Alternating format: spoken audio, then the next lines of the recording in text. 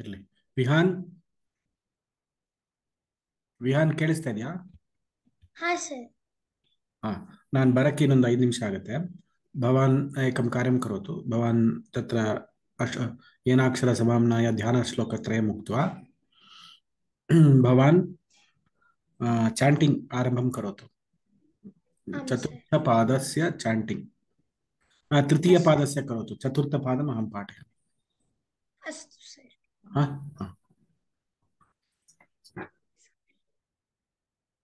येनाक्षरसमाम्नायमधिगम्य महेश्वरात् कृत्स्नं व्याकरणं प्रोक्तं तस्मै पाणिनये नमः. येन धौता गिरः पुंसां विमलैः शब्दवारिभिः तमश्चाज्ञानजं भिन्नं तस्मै पाणिनये नमः. वाक्यकारं वररुचिं भाष्यकारं पतञ्जलिं पाणिनिं सूत्रकारं च प्रणतोऽस्मि मुनित्रयम्. अथ शब्दानुशासनम्. अथ माहेश्वराणि सूत्राणि अ इ उण रेलक ए ओं ऐ औत् हयवरट लण ञमङणनं जभङि घडधश जबगडदश खफ चटत चटतव कपय शशसर खल इति माहेश्वराणि सूत्राणि. अथ पाणिनीय सूत्रपाठे प्रथमाध्याये तृतीयः पादः. भूवादयो धातवः उपदेशे जनुनासिक इत हलन्त्यं न विभक्तौ तुस्माः आदिर्नितुडवः शः प्रत्ययस्य चुटू लशक्वतद्धिते तस्य लोपः यथा संख्यमनुदेशः समाना स्वरितेनाधिकारः. अनुदात्तमित आत्मने पदं भावकर्मणोः कर्तरि कर्म व्यतिहारे न गतिहिंसार्थेभ्यः इतरेतरान्योन्योपपदाच्च निर्विशः परिव्यवेभ्यः क्रियः विपराभ्याञ्जेः आङोदो नास्य विहरणे क्रीडोऽनुसम्परिभ्यश्च समवप्रविभ्यस्तः प्रकाशनस्थेयाख्ययोश्च उदोऽनूर्ध्वकर्मणि उपान्मन्त्रकरणे न्याश्रुस्मृदृशांसनः ज्ञानोर्ज्ञः प्रत्याङ्घ्यां श्रुवः उपान्मन्त्रकरणे अकर्मकाच्च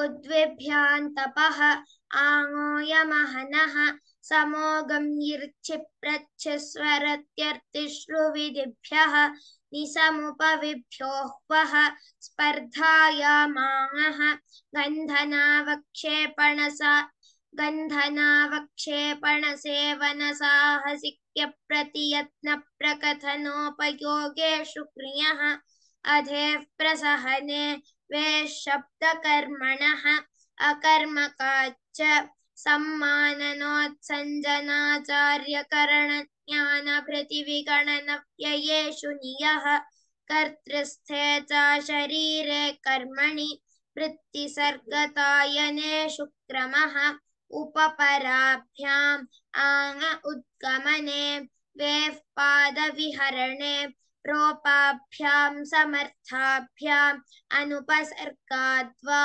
अपन्हवेज्ञः अकर्मकाच्च सम्प्रतिभ्यामनाध्याने भासनोपसम्भाषाज्ञानयत्नविमत्युपमन्त्रणेषु वदः व्यक्तवाचां समुच्चारणे अनोरकर्मकात् विभाषा विप्रलापे अवाद्ग्रह समप्रतिज्ञाने उदश्चरः सकर्मकात् समस्तृतीया युक्तात् दानश्च सा चेत् चतुर्थ्यर्थे उपाद्यमस्वकरणे न्याश्रुस्मृदृशां सनः नानोऽन्यः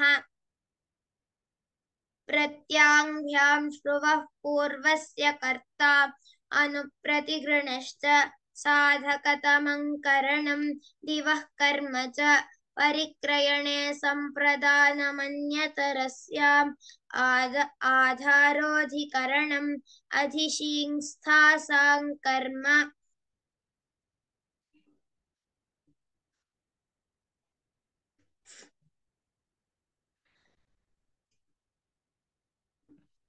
दानश्च सा चेत् चतुर्थ्यर्थे उपाद्यमस्वकरणे न्याश्रुस्मृदृशां सनः नानोऽन्यः प्रत्याङ्भ्यां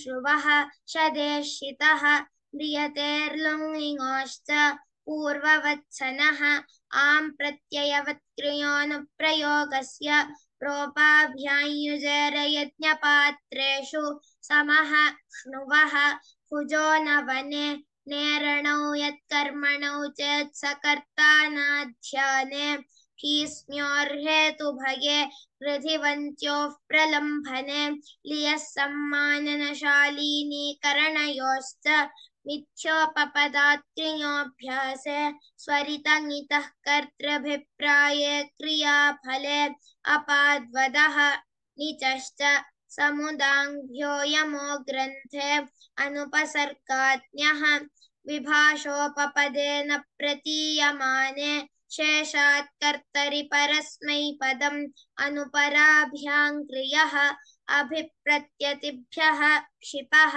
प्राद्वहः परेर्मृषः व्याङ्परिभ्यो रमः उपाच्च विभाषा कर्मकात् बुधयुधनशजनें कृतृसृभ्योणेः निकरणचलनार्थेभ्यश्च अणावकर्मकाच्चित्तवत्कर्तृकात् न पादं न्यान्यमान्यसपरिमुहरचिनृतिवदवसः वाक्यशः द्युद्भ्यो लुङि वृद्भ्यस्य सनोः लुटि च क्लृपः भूवादयः क्रीडोऽनुवेः पादं म्रियतेः प्रात्वहस्त्रयोदश इति पाणिनीयसूत्रपाठे प्रथमाध्याये तृतीयः पादः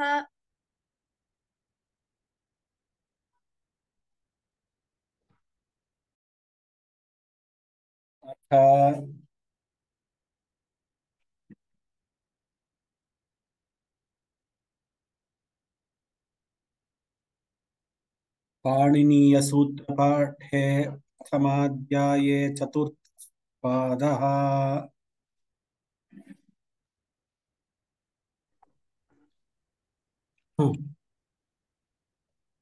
एकनिमिषम् अहं पश्यामि स्नेहा अस्ति वा इति।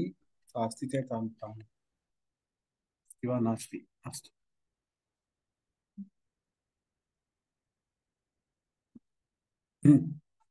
आकडारादेका संज्ञा आकडारादेका संज्ञा आकडारादेका संज्ञा विप्रतिषेधे परं कार्यम् विप्रतिषेधे परं कार्यं विप्रतिषेधे परं कार्यम् यूस्त्राख्यौ नदी यूस्त्र्याख्यौ नदी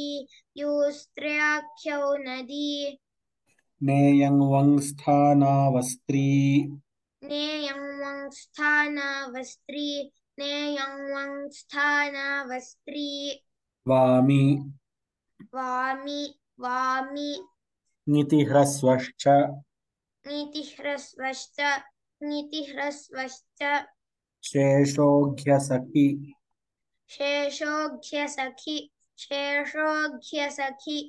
पतिः समास एव पतिः समास एव षष्ठीयुक्तश्छन्दसि वा षष्ठीयुक्तश्छन्दसि वा षष्ठीयुक्तश्छन्दसि वा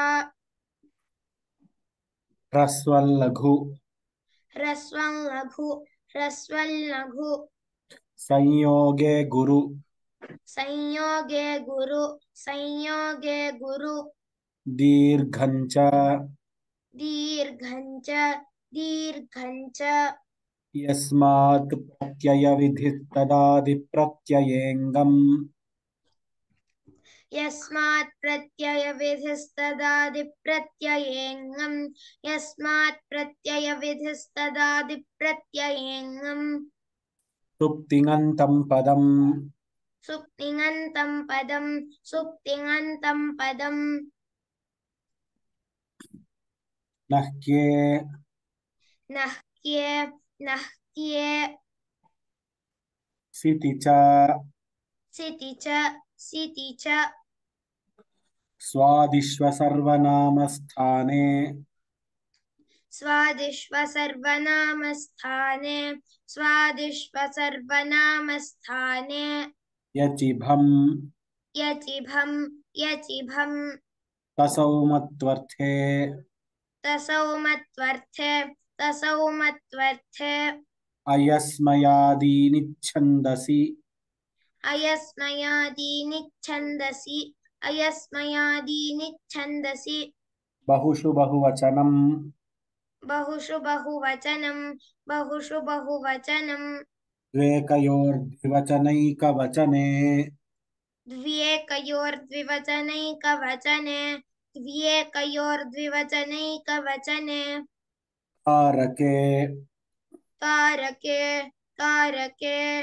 ध्रुवमपाये पादानम् ध्रुवमपाये पादानम् ध्रुवमपाये पादानम् भीतार्थानां भयहेतुः भीत्रार्थानां भयहेतुः भीत्रार्थानां भयहेतुः पराजेरसोढः पराजेरसोढः पराजेरसोढः वारणार्थानामीप्सितः वारणार्थानामीप्सितः वारणार्थानामीप्सितः अन्तर्धौयेनादर्शनमिच्छति अन्तर्धौयेनादर्शनमिच्छति अन्तर्धौयेनादर्शनमिच्छति आख्यातोपयोगे आख्यातोपयोगे आख्यातोपयोगे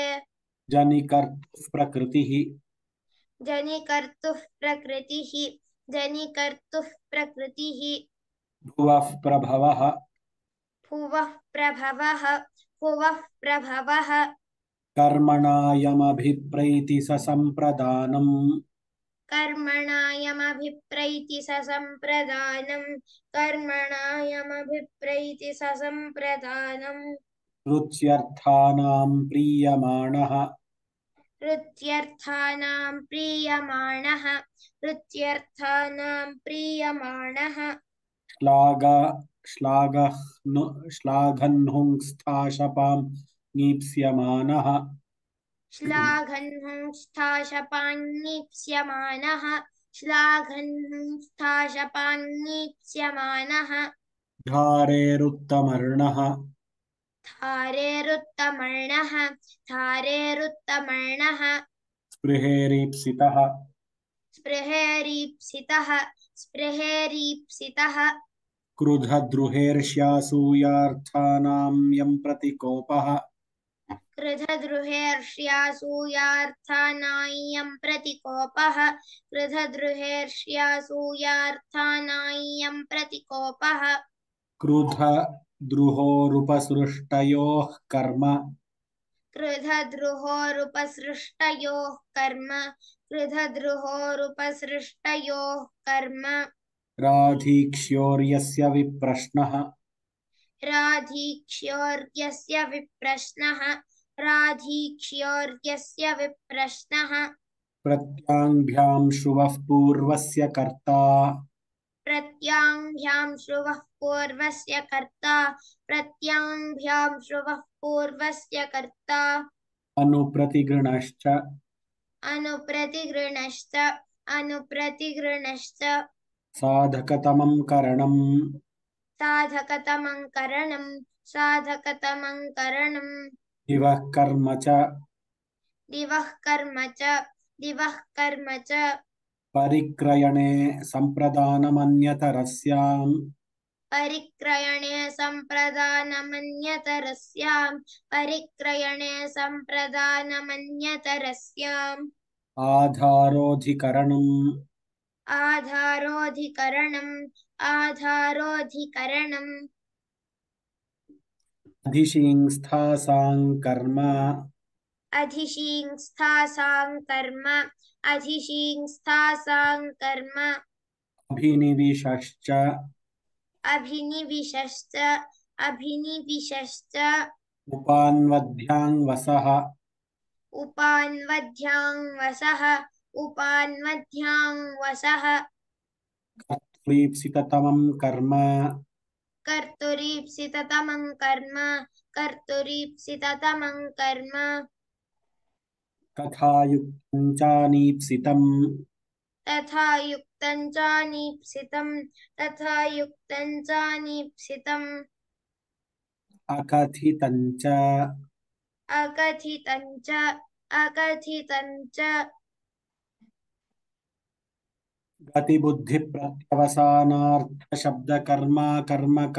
गतिबुद्धिप्रत्यवसानार्थशब्दकर्माकर्मकाणामणिकर्तासणौ गतिबुद्धिप्रत्यवसानार्थशब्दकर्मा कर्मकाणामणिकर्तासणौ गतिबुद्धिप्रत्यवसानार्थशब्दकर्मा कर्मकाणामणिकर्तासणौ हृक्रोरन्यतरस्याम् हृक्रोरन्यतरस्याम् हृक्रोरन्यतरस्याम् स्वतन्त्रः कर्ता स्वतन्त्रः कर्ता स्वतन्त्रः कर्ता प्रयोजको हेतुश्च तत्प्रयोज तत्प्रयोजको हेतुश्च तत्प्रयोजको हेतुश्च प्राग्रीश्वरान्निपाताः प्राग्रीश्वरान्निपाताः प्राग्रीश्वरान्निपाताः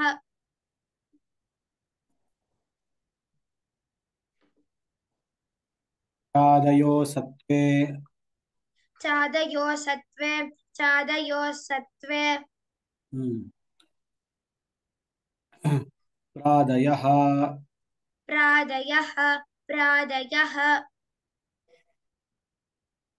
उपसर्गाः क्रियायोगे उपसर्गाः क्रियायोगे उपसर्गाः क्रियायोगे गतिश्च गतिश्च गतिश्च ऊर्यादिच्विडाचश्च ऊर्यादिच्विडाचश्च ऊर्यादिच्विडाचश्च अनुकरणं चानिति परम् अनुकरणं चानिति परम् अनुकरणं चानिति परम् आदरानादरयोः सदसति आदरानादरयोः सदसति आदरानादरयोः सदसति भूषणेलम् भूषणेलम् भूषणेलम् अन्तरपरिग्रहे अन्तरपरिग्रहे अन्तरपरिग्रहे कणे मनसि श्रद्धा प्रतिघाते कणे मनसि श्रद्धा प्रतिघाते कणे मनसि श्रद्धा प्रतिघाते पुरोव्ययम् पुरोव्ययम् पुरोव्ययम् अस्तञ्च अस्तञ्च अस्तञ्च अच्छगत्यर्थवदेषु अच्छगत्यर्थपदेषु अच्छगत्यर्थपदेषु अदोनुपदेशे अदोनुपदेशे अदोनुपदेशे तिरोन्तर्धौ तिरोन्तर्धौ तिरोन्तर्धौ विभाषाक्री विभाषाक्री विभाषाक्री उपाजेन्वाजे उपाजेन्वाजे उपाजेन्वाजे साक्षात् प्रभृतीनि च साक्षात् प्रभृतीनि च साक्षात् प्रभृतीनि च अनत्याधान अनत्याधान उरसि मनसि अनत्याधान उरसि मनसि अनत्याधान उरसि मनसि मध्ये पदे निवचने च मध्ये पदे निवचने च मध्ये पदे निवचने च नित्यं हस्ते पाणावुपयमने नित्यं हस्ते पाणावुपयमने नित्यं हस्ते पाणावुपयमने प्राध्वं बन्धने प्राध्वं बन्धने प्राध्वं बन्धने जीविकोपनिषदावौपम्ये जीविकोपनिषदावौपम्ये जीविकोपनिषदावौपम्ये ते प्राग्धातोः ते प्राग्धातोः ते प्राग्धातोः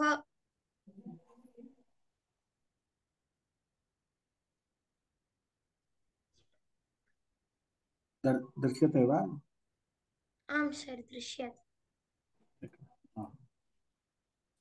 छन्दसि परेऽपि छन्दसि परेऽपि छन्दसि परेऽपि व्यवहिताश्च व्यवहिताश्च व्यवहिताश्च कर्म प्रवचनीयाः कर्म प्रवचनीयाः कर्म प्रवचनीयाः अनुर्लक्षणे अनुर्लक्षणे अनुर्लक्षणे तृतीयार्थे तृतीयार्थे तृतीयार्थे हीने हीने हीने उपोधिके च उपोधिके च उपोधिके च अपपरिवर्जने अपपरिवर्जने अपपरिवर्जने आङ्मर्यादावचने आङ्मर्यादावचने आङ्मर्यादावचने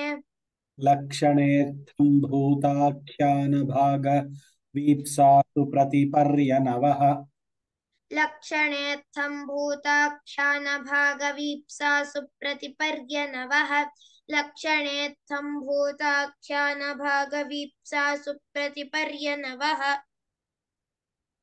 अभिरभागे अभिरभागे अभिरभागे श्रूयते वा सम्यक्?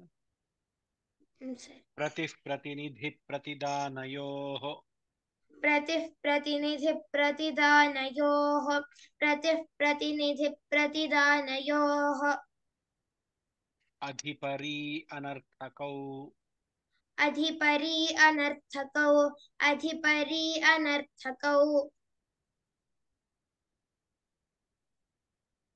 सुःपूजायां सुःपूजायां सुःपूजायाम् अतिरतिक्रमणे च अतिरतिक्रमणे च अतिरतिक्रमणे च अपिः पदार्थसम्भावनान्ववसर्गगर्हा समुच्चयेषु अपिः पदार्थसम्भावनान्ववसर्गगर्हा समुच्चयेषु अपिः पदार्थसम्भावनान्ववसर्गगर्हा समुच्चयेषु अधिरीश्वरे अधिरीश्वरे अधिरीश्वरे विभाषाक्री विभाषाग्नि विभाषाग्नि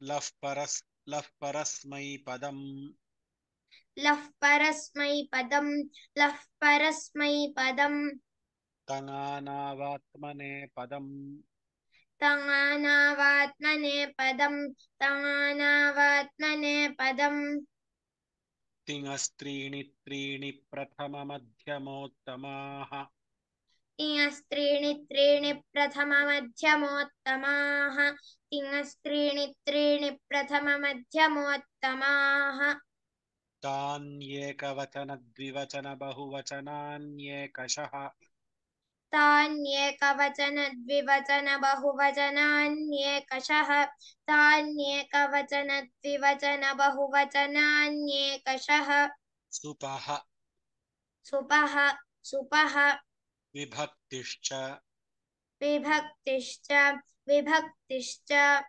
युष्मद्युपपदे समानाधिकरणे स्थानिन्यपि मध्यमः युष्मद्युपपदे समानाधिकरणे स्थानिन्यपि मध्यमः युष्मद्युपपदे समानाधिकरणे स्थानिन्यपि मध्यमः प्रहासे च मन्योपपदे मन्यतेरुत्तम एकवच्च प्रहासे च मन्योपपदे मन्यतेरुत्तम एकवच्च प्रहासे च मन्योपपदे मन्यतेरुत्तम एकवच्च अस्मद्युत्तमः अस्मद्युत्तमः अस्मद्युत्तमः शेषे प्रथमः शेषे प्रथमः शेषे प्रथमः परसन्निकर्षः संहिता परः सन्निकर्षः संहिता परः सन्निकर्षः संहिता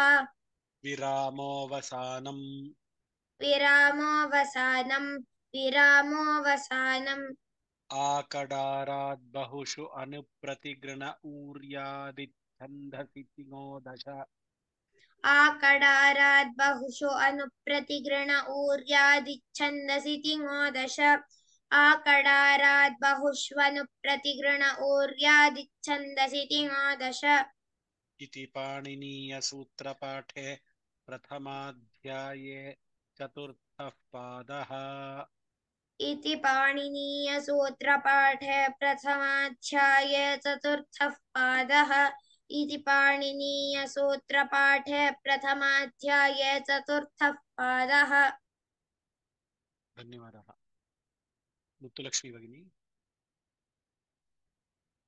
राम राम राम सर भवती चतुर्थपादं वदति वा 60 पर्यन्तमेव अहं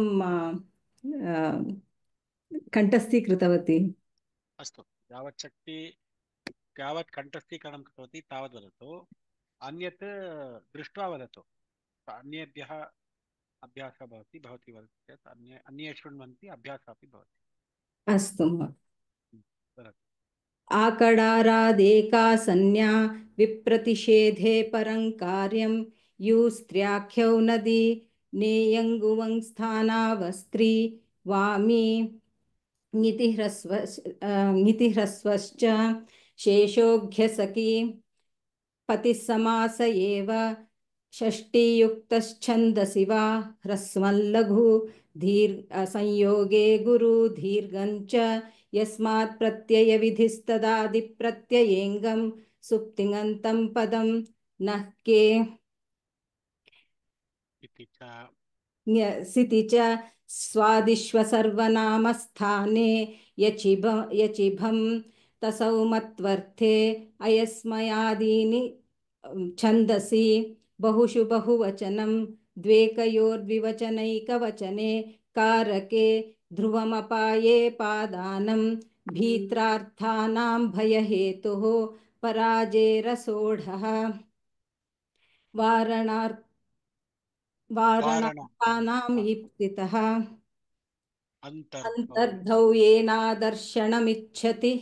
अन्तर्धौ येनादर्शनमिच्छति आख्यातोपयोगे जनिकर्तुः प्रकृतिः भुवः प्रभवः कर्मणायम् अभिप्रैति ससम्प्रदानं रुच्यर्थानां प्रीयमाणः श्लाघन्हुंस्थाशपां ङीप्स्यमानः धारेरुत्तमर्णः स्पृहेरीप्सितः क्रुदद्रुहेर्ष्यासूयार्थानां यं प्रतिकोपः क्रुदद्रुहेरुपसृष्टयोः कर्म राधीक्ष्योर्यस्य विप्रश्नः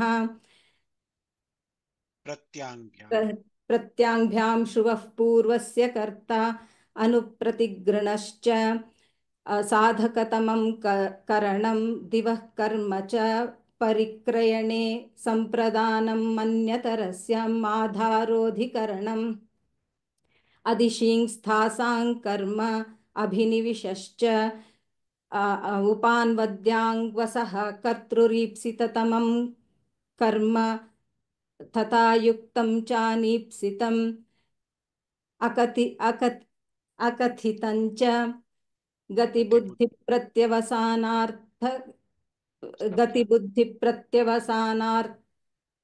शब्दकर्म कर्म गतिबुद्धिप्रत्यवसानार्थ शब्दकर्मा कर्मकाणामणिकर्तासनौ प्रक्रोरन्यतरस्याम् स्वतन्त्रः कर्ता ततः तत्प्रयोजकहेतुश्च प्राग्रीश्वरान्निपाताः चादयो सत्त्वे प्रादयः उपसर्गा क्रियायोगे गतिश्च ऊर्यादिच्विडाचश्च अनुकरणं चानिति परम् आदरानादरयोः सदसति भूषणेलम् अन्तरपरिग्रहे कणे मनसि श्रद्धा प्रतिघाते पुरोव्ययम् अस्तञ्च पुरोव्ययम् अस्तञ्च अच्छगत्यर्थवदेषु अदोनुपदेशे तिरोन्तर्धौ विभाषा क्री उपाजेन् वाजे साक्षात् प्रभृतीनि च अनत्याधान उरसि मनसि मध्ये पदे निवचने च नित्यं हस्ते पाणा उपयमने प्राध्वं बन्धने जीविकोपनिषदावौपम्ये ते प्राग्धातोः छन्दसि परेऽपि व्यवहिताश्च कर्म प्रवचनीयाः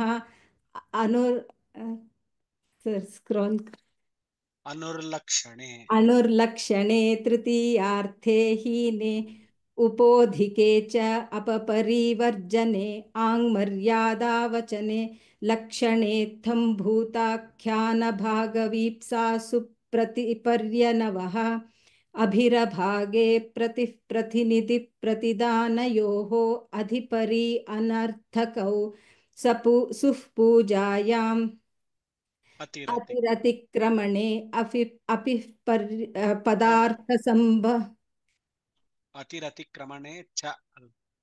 अतिरतिक्रमणे च अपि पदार्थसम्भावनान्वसर्गगर्हा समुच्चयेषु अधिरीश्वरे विभाषा क्री लः परस्मैपदं तङानावात्मनेपदम् तिङस्त्रीणि त्रीणि प्रथममध्यमोत्तमाः तान्येकवचन द्विवचन बहुवचनान्येकशः सुपः विभक्तिश्च युष्मद्युपपदे समानाधिकरणे स्थानिन्यपि मध्यमः प्रहासे च मन्योपपदे मन्यतेरुत्तम एकवच्च अस्मद्युत्तमः शेषे प्रथमः परः सन्निकर्षः संहिता विरामोऽवसानम्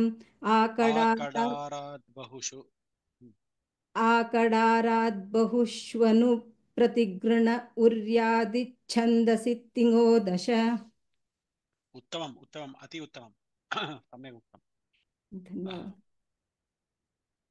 हेमा शंकर which अध्याय which pada you want to tell नमस्ते गुरुजी किं वक्तुम् इच्छति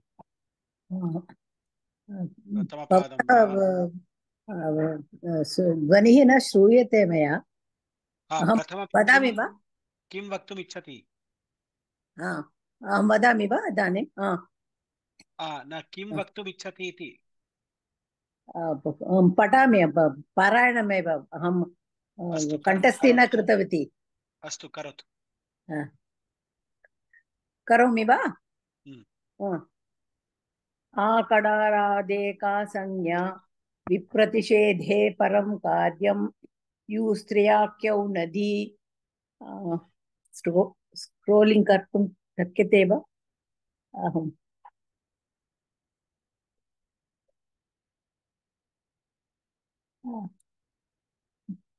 मया न द्रष्टुं न शक्यते महोदय, अहं कण्ठस्थी न कृतवती।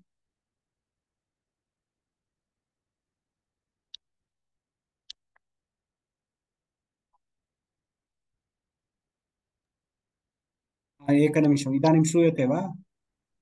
ध्वनिः श्रूयते, परन्तु मया द्रष्टुं न शक्यते। अहं कण्ठस्थे न कृतवती, पारायणमेव कर्तुं शक्नोमि। आरम्भात् वदतु, कृपया वदतु। पुनः आरम्भं करोमि वा? एवम्। आकडारादेका संज्ञा विप्रतिषेधे परं कार्यं यु स्त्रियाख्यौ नदी नेयङ्गुवं स्थानावस्त्री वामि नीतिह्रस्वश्च शेषोऽभ्यसकी पतिः समास एव षष्टियुक्तश्छन्दसि वा ह्रस्वं लघु संयोगे गुरु दीर्घं च यस्मात्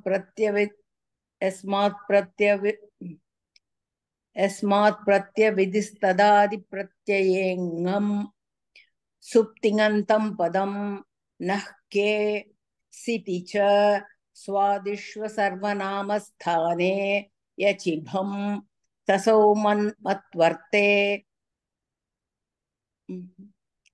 अयस्मयादीनि छन्दसि बहुषु बहुवचनं। धन्यवादः। धन्यवादः महोदय। भाग्यलक्ष्मी।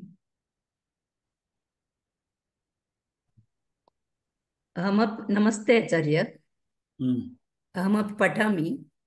अस्तु, 21तः 40। अस्तु अस्तु। द्वेकयोर्द्विवचनैकवचने कारके ध्रुवमपाये पादानं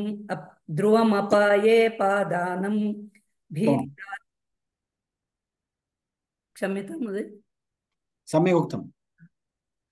भीत्रार्थानां भयहेतु पराजेरसोढः वारणार्थानामीप्सितः अन्तर्धौ येनादर्शनमिच्छति आख्यातोपयोगे जनिकर्तुः प्रकृतिः भुवः प्रभवः कर्मणायमभिप्रैति स सम्प्रदानं रुच्यर्थानां प्रीयमाणः श्लाघन्हुंस्थाशपाङ्गीप्स्यमानः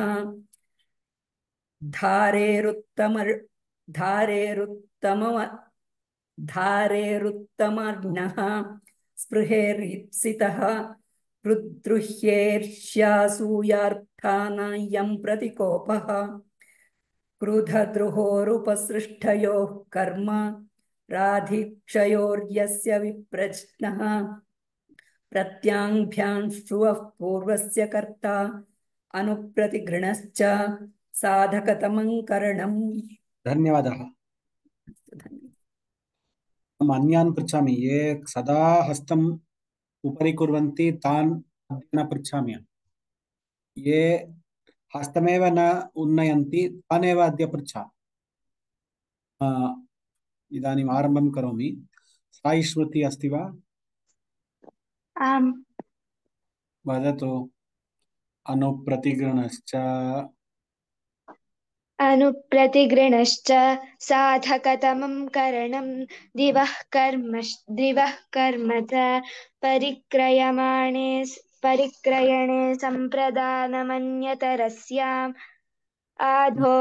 आधारोऽधिकरणम् अधिशिंस्थासां कर्म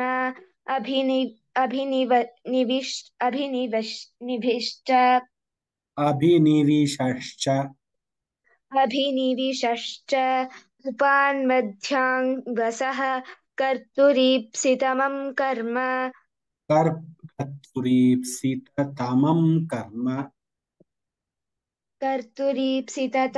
कर्म तथा युक्तं चानीप्सितम् अकथितं च गतिबुद्धिप्रत्यवसनार्थशब्दकर्माकर्मकाणामपि काणामणिकर्ता सणौ।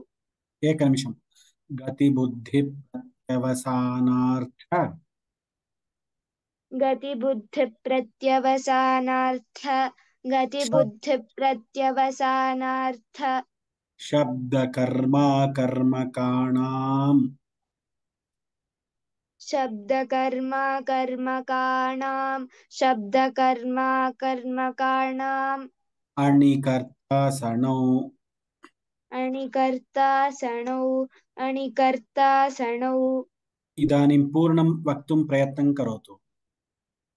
गतिबुद्धिप्रत्यवसानार्थ शब्दकर्मा कर्मकाणामणिकर्ता सणौ शक्रोरन्यतरस्यां स्वतन्त्रः कर्ता तत्प्रयोजको हेतुश्च प्रागीश्वरान्निपाताः चादयो सत्त्वे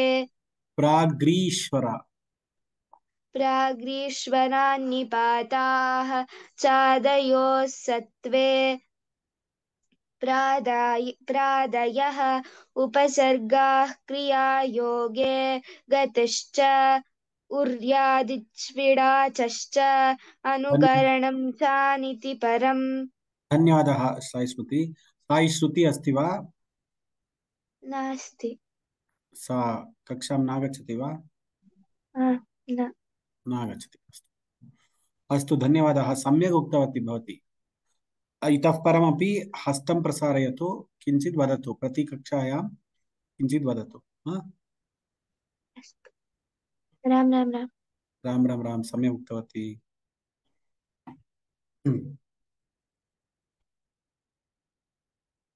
इदानीम् अग्रे गच्छामः। अहम् आह्वयामि प्रिया श्रीनिवासन्।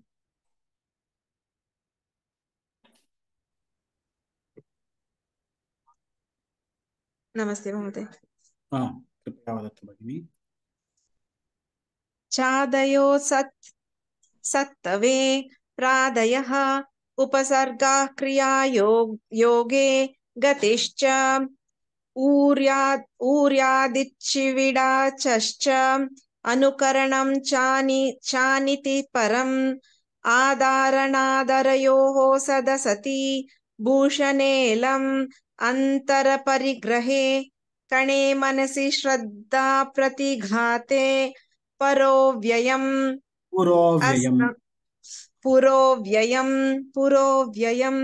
अस्तञ्च अच्छ गत्यर्थवदेषु अदोनुपदेशे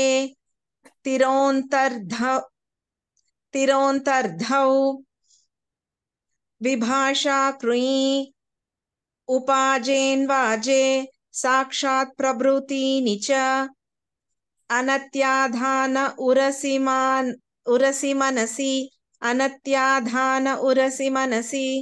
उरसि मनसि मध्ये पदे निवचने च नित्यं हस्ते पाणावुपयमने प्राध्वं बन्धने जीविकोपनिषदावौपम्ये ते प्राग्धातोः छन्दसि परेऽपि व्यवहिताश्च। धन्यवादः भगिनी। किं महोदय? धन्यवादः, उत्तमं, सम्यक् उक्तवती। धन्यवादः। वनजा यासा, वनजा भगिनी। नमस्कारः महोदय। छन्दसि परेऽपि अंगेद। छन्दसि परेऽपि व्यवहिताश्च कर्म प्रवचनीयाः अनुर्लक्षणे तृतीयार्थे हीने उपोधिके च अपपरिवर्जने आङ्मर्यादा वचने लक्षणेऽर्थम्भूताख्यान भाग वीप्सा सुप्रतिपर्यनवः अभिरभागे प्रतिप्रतिनिधिप्रतिधानयोः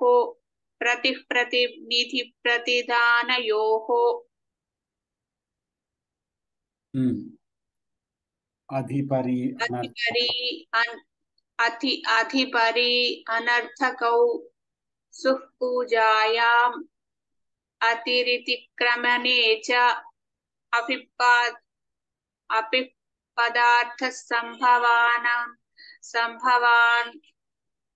संभवानान् वरसा एकनिमिषम् अहं पाठयामि, भवती अनुवदतु। अपिः पदार्थ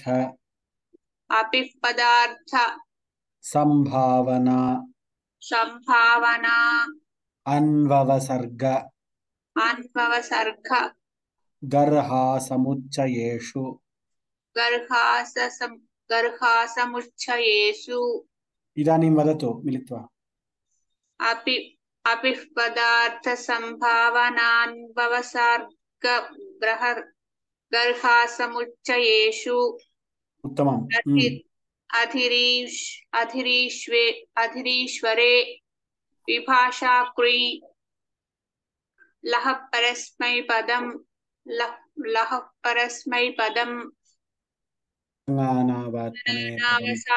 तनावनात्मनेपदम् तिंस्त्रीणि प्रथममध्यमोत्तमाः। धन्यवादः।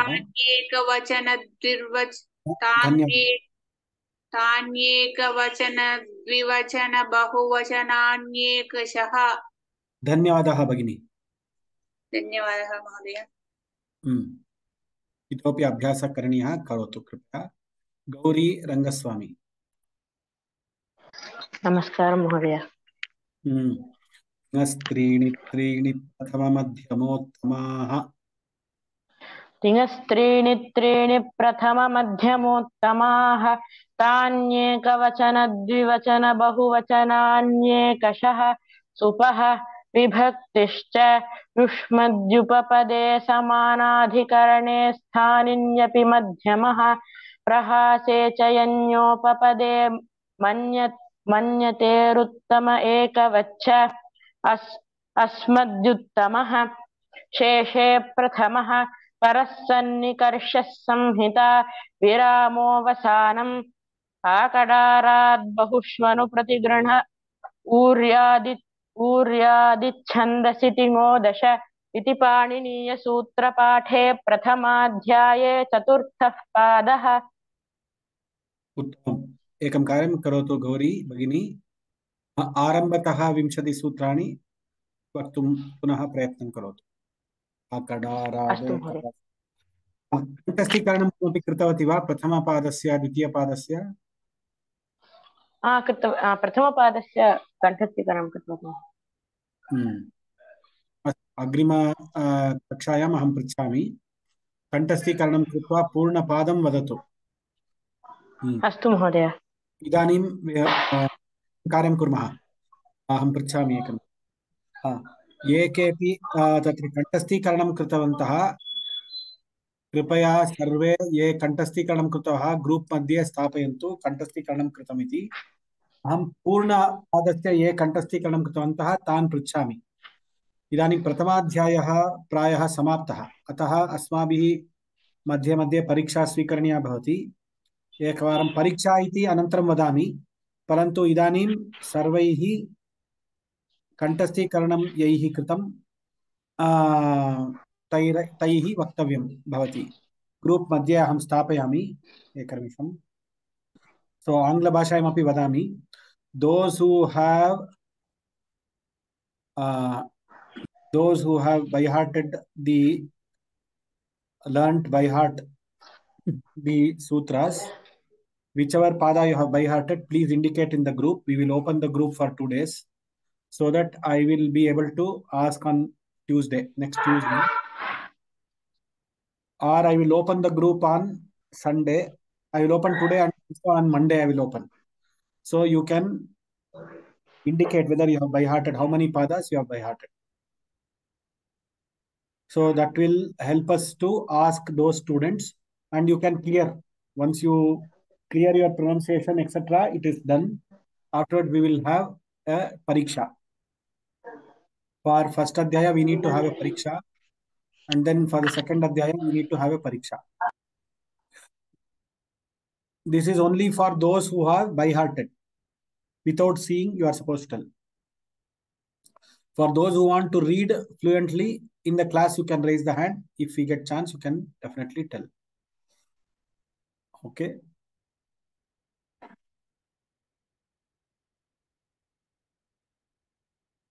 Okay, Gauri Bhagini, we will start with you only. Would you want to tell Prathama Pada by heart today? Are you ready? अस्तु महोदय. वदति वा? अस्तु. तर्हि प्रथमपादं पूर्वम् उक्तवती वा? अमोघस्य निकटे उक्तवती वा? किं महोदय? गौरी, पूर्वम् अमोघ निकटे उक्तवती वा? न महोदय. अस्तु, इदानीं वदतु तत्. उत्तमम्.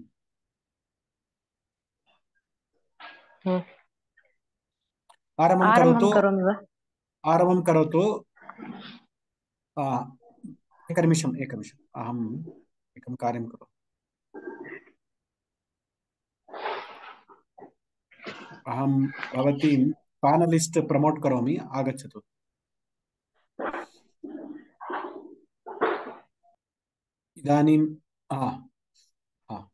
इदानीं वदतु भगिनी.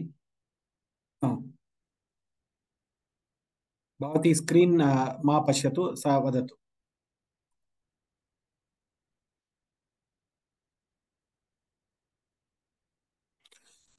अनम्यूट करोतु.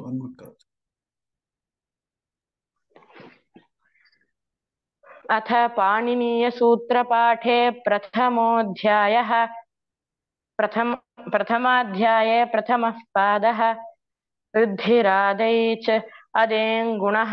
इको गुणवृद्धि न धातुलोप आर्धधातुके ङिति च दीधीवे वीटां हलोऽनन्तराः संयोगः.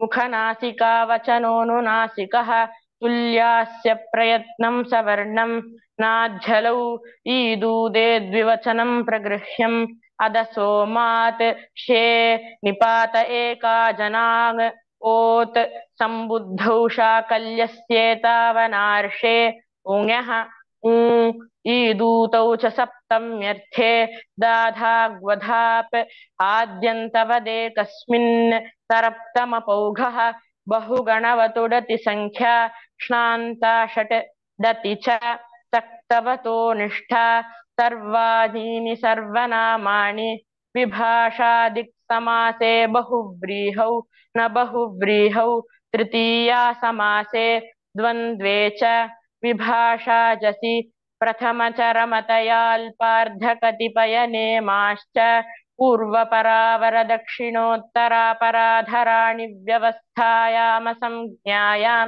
स्वमज्ञातिधनाख्यायाम् अन्तरं बहिर्योगोपसंव्यानयोः स्वरादिनिपातमव्ययम् तद्धितश्च सर्वविभक्तिः कृन्मेजन्तः स्वातोऽसुन्कसुनः अव्ययीभावश्च शिसर्वनामस्थानं सुडनपुंसकस्य न वेति विभाषा तिग्यणः सम्प्रसारणम् आद्यन्तौ टकितौ विदचोऽन्त्यापरः एच इघ्रस्वादेशे षष्ठी स्थाने योगा स्थानेऽन्तरतमः उरण्रपरः अलोन्त्यच्च निच्च आदेः परस्य अनेकाल्शित् सर्वस्य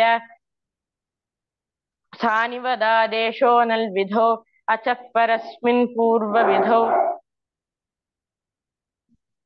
न पदान्तद्विर्वचनवरेयलोपस्वरसवर्णानुस्वार दीर्घजश्चर्विधिषु द्विर्वचनेचि अदर्शनल्लोपः प्रत्ययस्य लुक्ष्लुलुपः प्रत्ययलोपे प्रत्ययलक्षणम् नलुमताङ्गस्य अचोन्त्यादिति अलोन्त्यात् पूर्व उपधा तस्मिन्निति निर्दिष्टे पूर्वस्य तस्मादित्युत्तरस्य स्वं रूपं शब्दस्य शब्दसंज्ञा अनुदित्सवर्णस्य च प्रत्ययः अनुदित्सवर्णस्य च प्रत्ययः तपरस्तत्कालस्य आदिरन्त्येन सहेत येन विधिस्तदन्तस्य वृद्धिर्यस्या च मध्यस्तद्वृद्धम् यदादीनि च एङ् प्राचान् देशे वृद्धिराद्यन्तवदव्ययी भावः प्रत्ययस्य लुक् प्रत्ययस्य लुक् पञ्चदश इति पाणिनीयसूत्रपाठे प्रथमाध्याये प्रथमः पादः। उत्तम प्रयत्नः गौरी भगिनी, सम्यक् उक्तवती भवती। उच्चारणं सम्यक् आसीत्, अतीव सम्यक् आसीत्। परन्तु द्वित्रिस्थलेषु दोषाः आसन्, तद्विषये अहं वदामि। इदानीं पृच्छामि, तद्भागं पृच्छामि। एकनिमिषम्।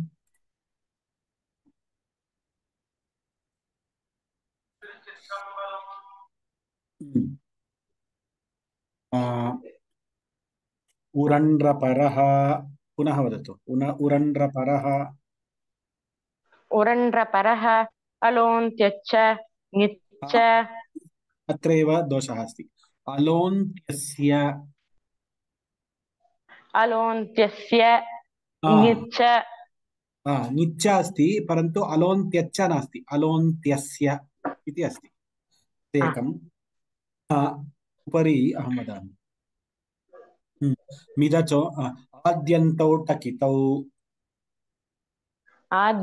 टकितौ मिदचोन्त्यापरः एच इध्रस्वादेशे। अत्रैव मिदचोन्त्यात्परः, मिदचोन्त्यात्परः तथा उक्तम्। अत्र एकः अस्ति, अन्यत्र एकं वदामि।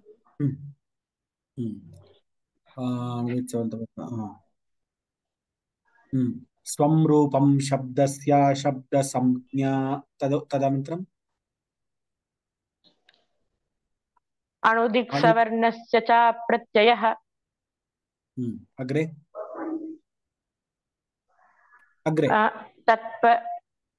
अनुदिक्सवर्णस्य च तपरस्तत्कालस्य आदिरन्त्येन सहेता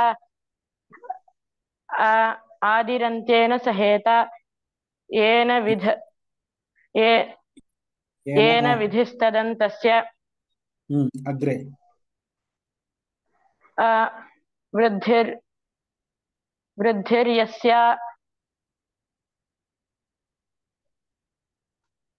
वृद्धिर्यस्या चामादिस्तद्वृद्धम्। वृद्धिर्यस्या चामादिस्तद्वृद्धम् त्यदादीनि च एङ् प्राचान् देशे। सम्यक् उच्चारणं भवत्याः सम्यक् अस्ति, अतीव सम्यक् अस्ति। अहम् अतीव सन्तुष्टः अस्मि, भवती सम्यक् उक्तवती। इतोपि अभ्यासं करोति चेत् सम्यक् आगच्छति। एवमेव द्वितीयपादं तृतीयपादं 20 सूत्राणि प्रतिदिनं करोतु, शीघ्रम् आगच्छति। प्रथम-द्वितीय अध्यायस्य शीघ्रं कण्ठस्थीकरणं करोतु। सम्यक् कृतवती, धन्यवादाः।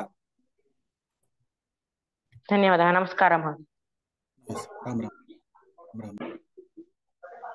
उक्त्वा अहं प्रतिपादं, every pada has to be told by everybody. कृपया सर्वे वदन्तु, कण्ठस्थीकरणं कुर्वन्तु। बालकाः बालिकाः कृपया कुर्वन्तु, ज्येष्ठाः अपि। मुत्तुलक्ष्मी भगिनी सर्वं कृतवती, सा ज्येष्ठा अस्ति। सर्वे वदन्ति अहं ज्येष्ठा अस्मि, कण्ठस्थीकरणं न कर्तुं शक्नोमि इति। मुत्तुलक्ष्मी भगिनी कृतवती, अन्ये अपि बहवः कृतवन्तः। अतः there is no restriction. Believe me, this can improve your brain power, this can improve your focus, concentration. Your mouth gym will happen, your mouth exercise will happen. All parts of your mouth will be used for pronunciation. This Ashtadhyayi is not an ordinary thing. It is like Veda itself. Telling Ashtadhyayi is like telling Vedas. So this is a golden opportunity. Kindly all of you by heart. Today we will stop the class here. I know Arun Kumar Tangavel is very eager to tell. Maithili Bagini was eager to tell. I will ask in the next class. But I will open the group for people who have. Please indicate in the group how many padas you have by hearted fully. If you have by hearted 50 sutras, 20 sutras, don't put. You please indicate only if you have done the full pada, so that we can ask and we can start closing one by one. A lot of people, if some people for any reason you can't by heart, don't worry about it. You don't have time or whatever reason may be there, you become a fluent reader, but you indicate after you can read fluently, you indicate in the class, you can rename yourself fluent reader or something. You can rename yourself FR. You can rename yourself and raise your hand. Then I will know that you are a fluent reader and you are ready for reading fully. Like that also we can do from next class. Anyway, thank you for all of you for participating and in this journey of learning Ashtadhyayi. This journey will be fruitful. This is a bija which we are laying for ourselves. This will the fruit will be given later. You will understand this after you by heart all the 8 adhyayas, how you will feel. So कृपया सर्वे आगच्छन्तु, सर्वे पठन्तु सम्यक् इति प्रार्थये. लोकाः समस्ताः सुखिनो भवन्तु. धन्यवादाः. राम राम राम.